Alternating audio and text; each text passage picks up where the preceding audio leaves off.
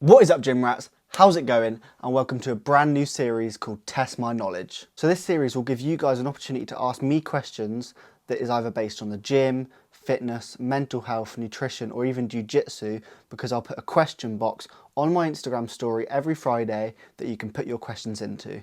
I'll then pick out the best few questions and make a response to each of them in a video the following Friday. So if you're watching this video on a Friday, head over to my Instagram. I'll have a question box on my story, and if you have a question, drop it in there, and if you're one of the lucky few that gets picked, I'll make a response to your question the following Friday. So the first question is actually a combination of two that I thought worked really well together. So the two questions I've combined are, how would you introduce strength and conditioning sessions without affecting jiu-jitsu sessions from an anonymous follower, and what is your recommended split for strength and jiu-jitsu training when competing? So the real question I'm going to ask myself is, how would I periodise strength and conditioning sessions when competing in jiu-jitsu? And as standard for S&C, there are 5 phases. You have phase 1, which is the hypertrophy phase, which is a high volume, low intensity approach. This is to make sure that all of your technique is correct and you don't risk injuring yourself further on down the line. You then have phase 2, which is your basic strength gain phase, which is mediocre volume with high intensity. Then phase 3 is the really high intensity phase, which is low volume,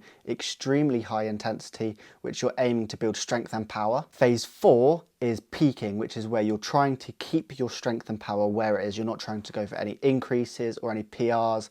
This is where you might look to compete in powerlifting competitions and things like that. And then phase 5 is active rest, which is very low volume, very low intensity, just regaining everything and just fully recovering yourself for the next first phase. And you can see here that phase 1 and 2 is the sweet spot for jiu-jitsu competitions because you've got relatively low intensity, so the risk of injuring yourself, especially in the build up to a competition, is going to be very low. And it also means you'll be able to train a lot harder in your jiu-jitsu sessions, which means you can get a lot more rounds in, a lot more practice in the build up to your competition, which is what you need. Then phase 3 and 4 are the phases you'll be completing after your jiu-jitsu competition because they're slightly higher intensity, but you don't have to worry about injuring yourself because you don't have a competition in jiu-jitsu coming up. Also, there's always a risk of injuring yourself, but you don't have to think about it too much because you haven't got a competition coming up. And phase 5 will be competition prep, which will be the phase just before you start competing again. Because for S&C, it will be very low intensity, very low volume, which means you can have a super high intensity, high volume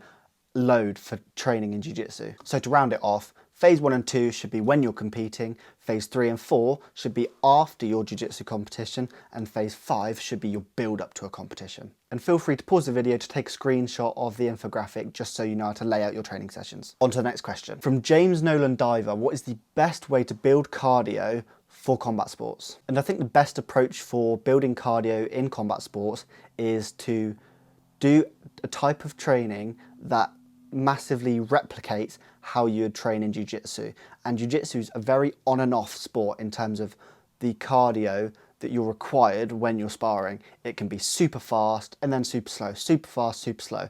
So in that respect, I would recommend high intensity interval training or HIIT training. And it's exactly what it says on the tin. It's high intensity, but at intervals. So it's high intensity and rest, high intensity and rest. I think that's a really good way of building up your cardiovascular endurance, which also replicates how you would spar in jiu-jitsu training and competitions. And to apply this to the real world and what you could actually do for your HIIT training, you could do on the treadmill, 10 minutes high intensity, 5 minutes walk, 10 minutes high intensity, 5 minutes walk. So then you can do the same thing on the watt bike or sprints. So you can do a 20-meter sprint, 10-meter walk, 20-meter sprint, 10-minute walk, things like that. It's a really good way to build up your cardiovascular endurance whilst allowing you a little bit of rest in between bouts. And my girlfriend just asked me a question actually. If you've seen my recent YouTube videos, you'll see I'm doing the bike before my training sessions.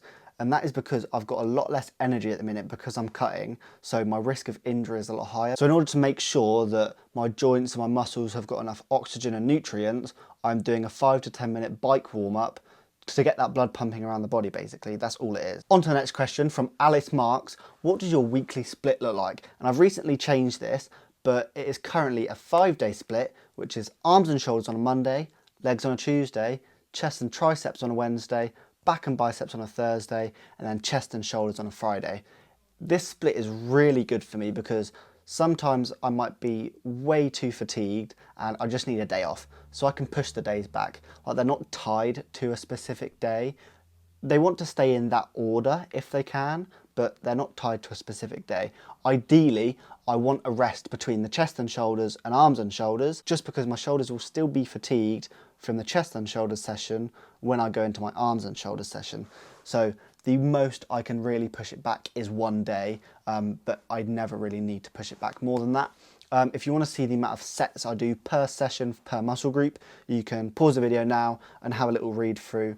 But the sets will be indicative of what muscle groups are lacking for me, and also how I've ordered the exercises in terms of what muscles going first. So generally the muscles that are going first are the muscles that I think, in my opinion, are lacking behind others at the minute. So thanks a lot for that question. And the final question is a long but very interesting one. So from Chris Allen, what are your strategies to do intermittent fasting to get into ketosis, and what are the benefits or risks of doing intermittent fasting? So if you don't know what intermittent fasting is, or ketosis, basically intermittent fasting puts you into ketosis, which is where your body has gone through all of its glucose stores and it starts burning fat. And obviously right away you can see the appeal there, because you are burning fat. It's just a very, I want to say, vigorous way of doing it. It's quite a high intensity way of burning fat. It can be very strenuous on your mind and your body. And I think you'll start to understand why when I explain a bit more about intermittent fasting. So generally there are two options for intermittent fasting. Option one is where you only eat for a certain amount of hours per day. For example, you only eat 12 midday till 8 p.m. or you just have 8 hours in your head. When you've had your first bit of food, 8 hours from the minute you can eat, and then after that 8 hours you can't eat. You're allowed to have, I believe, water and like black tea and coffee, so it's like 0 calorie. They are the only exceptions. And then the next option, which isn't particularly the option that I would suggest you to do out of these two, is where 2 days out of the 7 you only have 1 meal per day. Some people even do 3 days out of the 7, but most people do 2.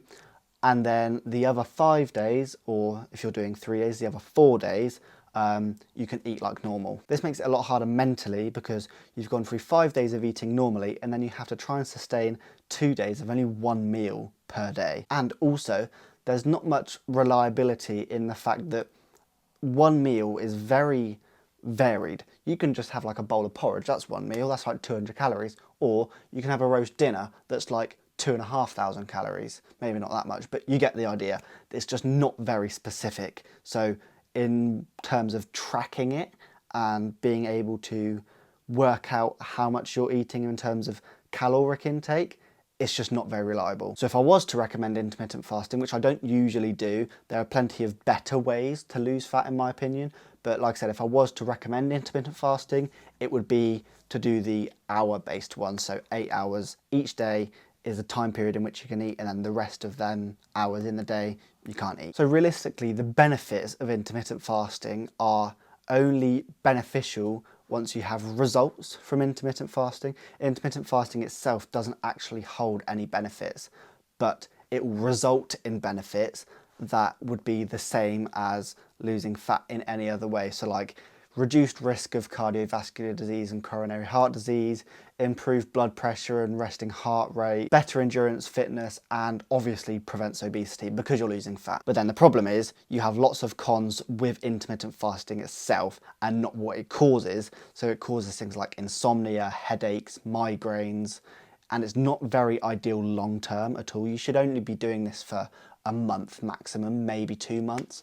And obviously for people with eating disorders, this can be very, very bad, and it can also cause eating disorders because of how rigorous you're being with your food. So that's just something to take into account when you're doing intermittent fasting, if you are. Right, that is the first Test My Knowledge done. I hope you lot enjoyed it, and I hope you also gained something from these questions. The whole idea is that a lot of the time, I don't know what people don't know. So if people are giving me questions, then I know what you want to know, and I can try and explain them in the best of my ability. So like I said, if you do have questions, every Friday on my Instagram, there'll be a question box on my story. Type your question in there, and if you're one of the lucky few, I will answer the question in a YouTube video the following Friday. And there is no such thing as a stupid question. Everyone has a very varied range of knowledge. So if you think your question is stupid, I promise you it's not. Everyone's been there. So if you're new, hit the subscribe button.